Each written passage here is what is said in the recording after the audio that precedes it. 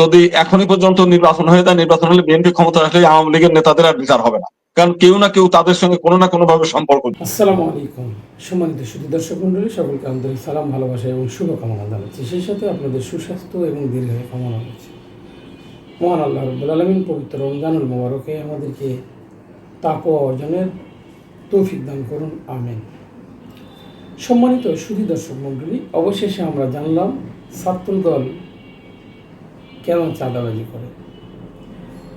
আমরা একটা জিনিস খেয়াল করি যে আসলে আমরা কেমন যেন এক একটি দলের বিরুদ্ধে এক একভাবে নেমে গেছি। মিশন হচ্ছে শুধু তাদেরকে আটকানো, মিশন হচ্ছে তাদের বিরুদ্ধে একটি শক্তিশালী প্রতিরোধ গড়ে তোলা। কিন্তু আমরা রাজনীতি করি জনগণের জন্য, কিন্তু জনগণের জন্য আমাদের কোনো ভূমিকা নেই। জনগণ বসে থেকে আমাদের টক শো শোনে, জনগণ বসে থেকে আমাদের কথাগুলো শোনে, কিন্তু জনগণের সম্পৃক্ততার যে বিষয়টি সেটা নিয়ে কেউ ভাবে না। কিভাবে জনগণের ভোট পাওয়া যাবে, কিভাবে জনগণকে এই আন্দোলনে সামিল করা যাবে এবং তাদের মাথায় কাঁঠাল ভেঙে খাওয়া যাবে, আমরা সেটা শুধু এটাই চর্চা করি। আমরা যদি দেখি স্বাধীনতার ইতিহাসের যারা প্রবক্তা, স্বাধীনতার ইতিহাস যাদেরকে নিয়ে লিখতে উৎসাহিত করে, সেই সব নেতাদের যারা আমরা দেখিনি কিন্তু কথা শুনেছি, যেমন হোসেন শহীদ সোহরাওয়ার্দী, শেরে বাংলায় কে ফজলুল হক, ফজলুল কাদের চৌধুরী, তারপরে মাওলানা ভাসানী। তো আমরা এদের জীবনে যদি দেখি, এদের জীবনীটা তারা আসলে পাওয়ার চেয়ে জনগণকে দেওয়ার চেষ্টা বেশি করেছে। তাই আজও এই বিভক্তির রাজনীতিতেও তারা কলঙ্কমুক্ত। আসলে তাদেরকে কোনো দুর্নীতি, কোনো প্রকার অসৎ উদ্দেশ্য মূলত ছুঁতে পারেনি। কিন্তু বাংলাদেশের বর্তমান রাজনীতি একটি কাদা ছড়াছড়ি রাজনীতি। বর্তমানে বাংলাদেশের রাজনীতি কেমন যেন নিজেকে প্রতিষ্ঠার রাজনীতি। এই রাজনীতির সাথে জনগণের কতটুকু সংযোগ আছে এটা আপনারাই ভালো বলতে পারবেন। তবে আমি এতটুকু বলতে পারি, এই রাজনীতি বাংলাদেশের অন্তত কল্যাণ বয়ে আনবে না বলে আমি বিশ্বাস করি। বাংলাদেশ ইসলামী ছাত্র শিবির একটি আদর্শবাদী দল, যে দলের জন্ম হয়েছে আল্লাহর গোলামি করার জন্য, যে দলের জন্ম হয়েছে সৎ নেতৃত্ব প্রতিষ্ঠার জন্য, যে দলের জন্ম হয়েছে রাসূলের আদর্শ বাস্তবায়নের জন্য, যে দলের জন্ম হয়েছে একজন খাঁটি মুমিন এবং মুসলমান হিসেবে ছাত্রদেরকে গড়ে তোলার দায়িত্ব নিয়ে। অদ্যাবধি 1977 সালের 6 ফেব্রুয়ারি ঢাকা বিশ্ববিদ্যালয়ে প্রতিষ্ঠা হবার পর থেকে আজকে পর্যন্ত এই ছাত্র শিবিরের দলটি এখন পর্যন্ত সাংগঠনিক কাঠামো তাদের ভেঙে পড়েনি। এত জুলুম নির্যাতন নিপীড়িত হওয়ার পরেও বিগত ফ্যাসিস্ট হাসিনা যাদেরকে নিষিদ্ধ করে বাংলাদেশের সংবিধানে একনায়কতন্ত্র প্রতিষ্ঠা করতে গিয়ে যে শিবিরকে নিষিদ্ধ করলো, জামাতকে নিষিদ্ধ করলো, তারপরেও জামাত শিবির 1 সেকেন্ডের জন্য তাদের সংবিধান থেকে সরে আসেন। যখন প্রকাশ্যে কোনো সভা সমাবেশ, মিছিল, মিটিং, কাউন্সিল কোনো কিছুই করতে দেওয়া হয়নি, শিবির সে সময়েও অনলাইন ভোটের মাধ্যমে তাদের কার্যক্রম অব্যাহত রেখেছে। হয়তোবা ইসলামী ছাত্র শিবির সেই মুহূর্তে সরাসরি শিবিরের পরিচয় বহন করার যেহেতু ক্ষমতা ছিল না, প্রকাশ্যে দমন নিপীড়ন চলেছে। ক্রসফায়ার করে অনেক ছাত্র শিবিরের নেতাকে হত্যা করা হয়েছে এবং তাদের কোনো অফিস বাংলার জমিনে কোনো গ্রাম থেকে শুরু করে প্রত্যন্ত অঞ্চলেও পরিচয় দেওয়া যায়নি, এই শিবির করেছে।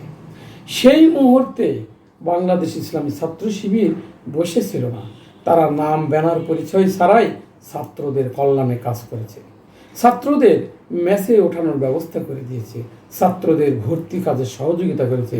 ছাত্র শিবির সেই সময় তাদের নতুনদের জন্য অভিভাবকত্বের হাত বাড়িয়ে দিয়েছে। ছাত্র শিবির সে সময় জনকল্যাণমূলক কাজগুলো অবিরত করে গেছে। সেই ছাত্র শিবির সম্পর্কে যখন সুশীল নামধারী কিছু ভণ্ড একতরফা কথা বলে, তখন আমরা আশ্চর্য হই না। কারণ আমেরিকার হামলার পরিপ্রেক্ষিতে ইমাম খোমেনি একবার বলেছিলেন, আমাদের নারী শিশুদের উপরে হামলা হয়েছে, আমেরিকা হামলা করেছে, এতে আমরা আশ্চর্য হইনি, কারণ তাদের চরিত্র এটা। কিন্তু এতগুলা লোকের প্রাণহানির জন্য, শিশু আর নারী হত্যার কারণে, এদের নিহতের কারণে আমরা আবেগ আপ্লুত হয়েছি, আমরা কষ্ট পেয়েছি, কিন্তু অবাক হয়নি, কারণ তাদের হামলা করাটাই তাদের স্বভাব। আজকে বাংলাদেশ ইসলামী ছাত্র শিবিরের যেভাবে দোষ এবং আয়ের উৎস নিয়ে কথা বলা হচ্ছে, আমরা কিন্তু দেখি না বাংলাদেশ ইসলামী ছাত্র শিবিরের যে 95% কাজ মানুষের চোখের সামনে স্পষ্ট ভেসে উঠেছে, সেগুলো নিয়ে কিন্তু আমরা প্রশংসা শুনি না। তার মানে হলো ইসলাম বিদ্বেষীরা ইসলামকে প্রমোট করতে ভয় পায়।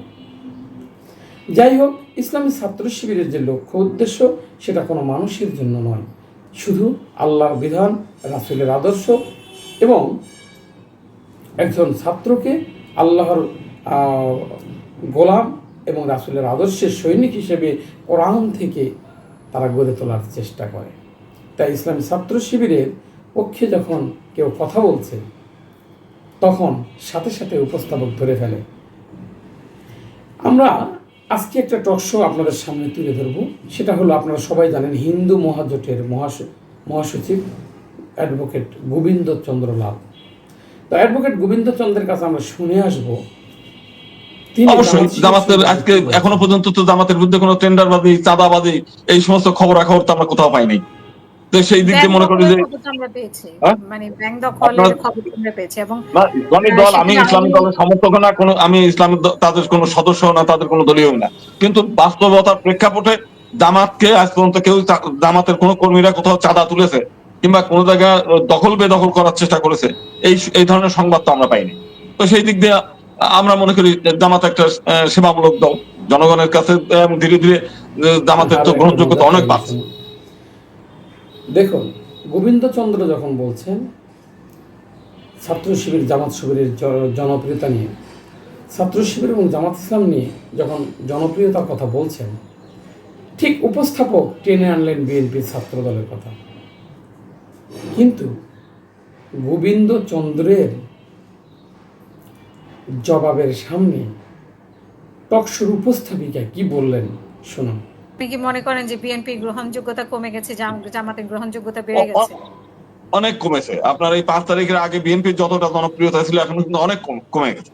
শুধুমাত্র তাদের বিভিন্ন জায়গায় চাঁদাবাজি করা, তারপর হচ্ছে এই যে দখল বেদখল, এই সমস্ত নানান। মানে হলো, আমরা টকশোর উপস্থাপিকার ভাব অনুযায়ী আমরা বুঝলাম, যেহেতু তারা নির্যাতিত নিপীড়িত হয়েছে 15 বছরে, তাই তাদের জন্য টেম্পো স্ট্যান্ড দখল করে চাঁদাবাজি এবং ছিনতাই করা তাদের জন্য জায়েজ। কি নির্লজ্জ বেহায় আমাদের উপস্থাপকগুলো। কিন্তু বিএনপি তো 17 বছর অনেক কষ্ট করেছে, সেটা কি আপনি মানে করেছে, সেটা তো আমরা অস্বীকার করি না। বহু কষ্ট করেছে, বহু মানুষের জেল কেটেছে। আমাদের সাথে টকশোতে আপনিও ছিলেন, বিএনপি ছিল, বিএনপির উপর কি রকম নির্যাতন হয়েছে সেটাও নিশ্চয়ই আপনার মনে আছে। সেটা তো অস্বীকার করার কিছু নাই। বিএনপি প্রচুর নির্যাতনের শিকার, তাদের ত্যাগ তিতিক্ষা কম না, কোনো কিছুই না, কিন্তু 5 তারিখের পরে তাদের কর্মীদেরকে কোনো মতেই নিয়ন্ত্রণে রাখতে পারছে না তারা। উপস্থাপকগুলোর মাথায় এতটুকু নেই, এটা সারা বিশ্বের লোক দেখছে, এবং যারা দেখছে তারা সবাই বলদ নয়, তারা প্রত্যেকেই জ্ঞানী গুণী এবং বিশ্লেষক। যাই হোক, যে যত অন্যায় করুক, এক ফ্যাসিস্টের বিদায়ের পর আরেক ফ্যাসিস্টের উত্থান হোক, এটা আমরা চাই না। অন্যায় কোনো কাজের প্রতিশোধ আমরা অন্যায় দিয়ে নিব, এটা হতে পারে না। সেটা নিয়ে আমাদের নিজ দলেরও যদি হয়, আমি তীব্র প্রতিবাদ করব। তাই বাংলাদেশ ইসলামী ছাত্র শিবির এবং বাংলাদেশ জামাত ইসলামী একটি আদর্শের রাজনীতি করে, যে আদর্শে একমাত্র মালিক আল্লাহ, সার্বভৌমত্বের মালিক আল্লাহ, এবং এইখানে নেতা হিসেবে আমাদের প্রিয় নবী হযরত মুহাম্মদ মুস্তাফা সাল্লাল্লাহু আলাইহি সাল্লাম, আর আমাদের সামনে আছেন আমাদের পবিত্র মহাগ্রন্থ আল কোরআন। এই তিনটির সমন্বয় যখন আল্লাহর নির্দেশ, রাসূলের আদর্শ এবং আমাদের কাছে সুস্পষ্ট মহাসত্য এবং চিরন্তন শান্তির সংবিধান কোরআন থাকবে, তখন এই দেশকে কোনো শকুন এবং কোনো প্রকার আগ্রাসী থাবা মেনে নেওয়া হবে না। তখন কোনো শকুন এবং কোনো আগ্রাসী শক্তির কোনো ফায়দা হবে না ইনশাআল্লাহ। একদিন আমরা স্বপ্ন দেখি বাংলাদেশের প্রতিটি সমাজ ন্যায় ও ইনসাফে চলবে এবং সেই সাথে আমরা সকলেই শান্তিতে থাকবো। এটাই আমাদের প্রত্যাশা। সকলে ভালো থাকুন, সুস্থ থাকুন, মহান রবের দরবারে এই দোয়াই করি। আসসালামু আলাইকুম ওয়া রাহমাতুল্লাহি ওয়া বারাকাতুহু।